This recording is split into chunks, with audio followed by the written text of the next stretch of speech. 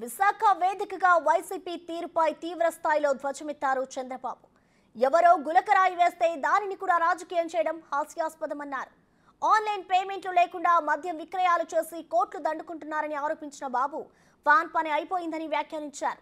ఆనాడు మేము అనుమతి ఇవ్వకుంటే మీరు పాదయాత్ర చేసేవారా అని ప్రశ్నించారు చంద్రబాబు.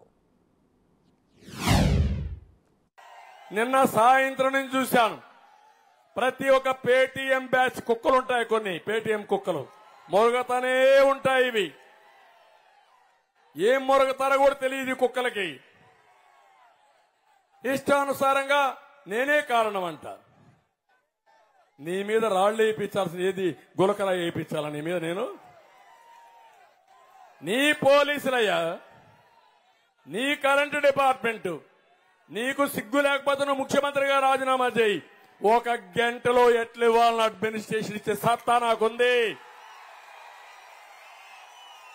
చేసి చూపించిన ట్రాక్ రికార్డ్ నాకుంది. నీ బాబాయ్ నువ్వే చంపి నా మీద నేరోపణ చేసి ప్రజల సానుభూతి తెచ్చుకోవాలని దుర్మార్గుడు నువ్వు. తర్వాత నీ చెల్లెల్ని కేసులు పెట్టి వేధించిన దుర్మార్గుడు నువ్వు. కోడికత్తి డ్రామా ఆడి కోడికత్తో నేను ఉపయోగించానండి నేను పొడవడానికి. అంటే ఏం మాట్లాడతావు? ఇప్పుడు ఎవడో గులకరాయి వేస్తే నేనే ఇప్పించాను గులకరాయి. ఆ గులకరాయి వేశాను కాబట్టి నా మీద రాళ్లు వేస్తావా నువ్వు? బాంబులేస్తేనే భయపడలా నేను. జగన్మోహన్ రెడ్డి, సజ్జల, సుబ్బారెడ్డి, విజయసాయిరెడ్డి, పెద్దిరెడ్డి మీ అబ్బా సొత్తా ఈ రాష్ట్రం? మీ తాత జాగీరా ఈ రాష్ట్రం? మేం బానిసలు అనుకుంటున్నారా మీరు? బానిసలు కాదు, తెలుగు జాతి వారసులం. నీచుల పైన పోరాడతాం, బుద్ధి చెప్తాం.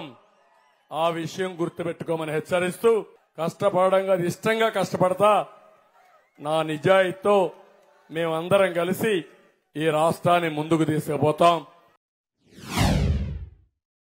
నేనున్నప్పుడు 40 రూపాయలు 60 రూపాయలు క్వార్టర్ బాటిల్. ఇప్పుడు ఎంత తమిళ్ళు? 200 అవునా కాదా? నాసి రకం మద్యం అవునా కాదా? ఎక్కడైనా మద్యం షాపుల్లో ఆన్లైన్ పేమెంట్స్ తీసుకుంటున్నారా? పేటీఎం కానీ అవన్నీ తీసుకుంటున్నారా? ఏంటి రహస్యం?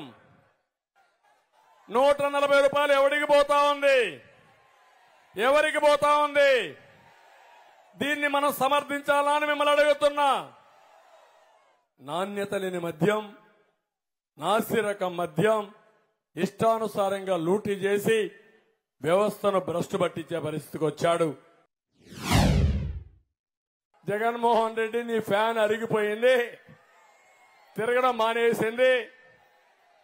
ఇప్పుడు ఆ ఫ్యాన్ ఈసారి ఎన్నికల్లో ముక్కలు ముక్కలుగా చించేస్తారు. మా వాళ్ళందరూ ఎరగొడేస్తారు, ఎత్తపోయి డస్ట్బిన్ లో బారేస్తారు.